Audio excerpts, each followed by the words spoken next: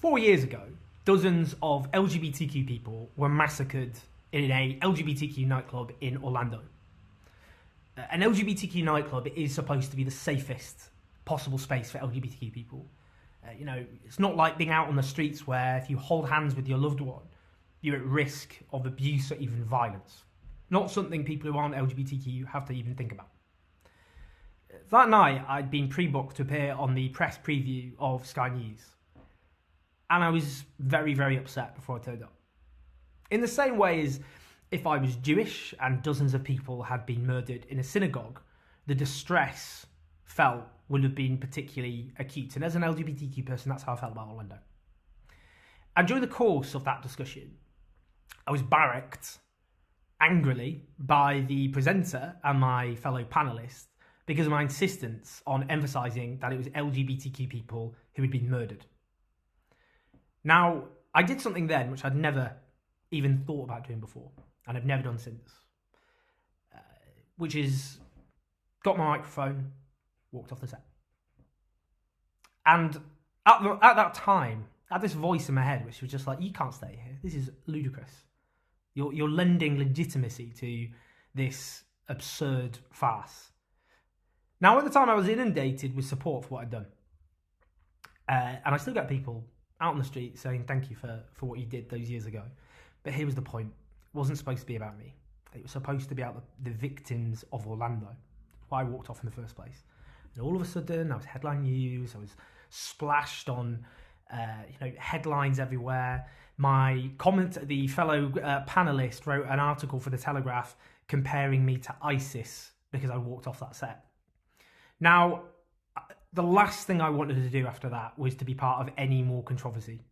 And I was bombarded with text messages and phone calls from producers asking me to do yet more debates about Orlando. And I knew what that would mean.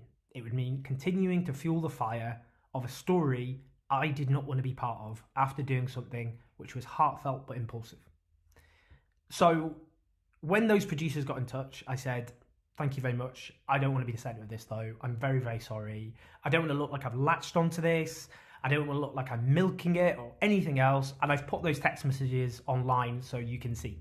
Now, one of the media organisations that got in touch was Channel 4 News. And they asked me to do a debate. And I said, I'm not doing any more debates about Orlando. Not a chance. It's not going to happen. Now, unbeknownst to me, they approached Douglas Murray, who I've debated several times on television before. And what happens with these debates is producers get in touch with people on both sides of an argument. And they don't just get in touch with one person on each side, they often get in touch with a few people so they've got options.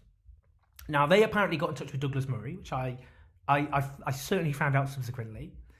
And I'd already said I will not take part in a debate. Now, apparently Douglas Murray was told that I refused to appear with him. And subsequently, very loudly said I had no platform to him and I had kicked him off from a slot on television, which just wasn't true. I wasn't even told Douglas Murray was a potential candidate to be someone debating against me. Now, I did take part later in a discussion at the Vigil at Soho, which I turned up to. In fact, which I advertised on social media when LGBTQ people gathered and remembered the dead of Orlando, which was what it was supposed to be all about. And Channel 4 News, who were camped there, said, this won't be a debate, just give your 2 cents, which is what I did. I didn't take part in any debate as I was committed to not do. Now, Douglas Murray has insisted on continuing to argue that I no platformed him. Why does it matter? Maybe I should just let it go. What is all this Twitter beef, rah, rah, rah. Now, I've been piled on all weekend by pretty much every right-wing commentator in Britain. I'm not getting my violin out. They can do what they want on social media. I haven't been cancelled by them.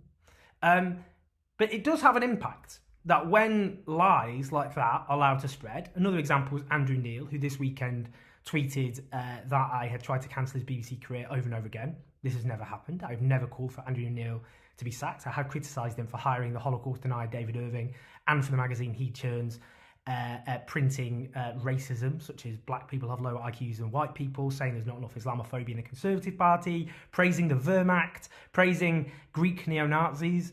If that's cancel culture, then again, it just shows that cancel culture means just criticising any figure. But when him and Douglas Murray use their platform to spread what are just not true, things which are not true, it whips up an already very angry right-wing mob who have, if we're going to be brutally honest, fixated on me as one of their hate figures.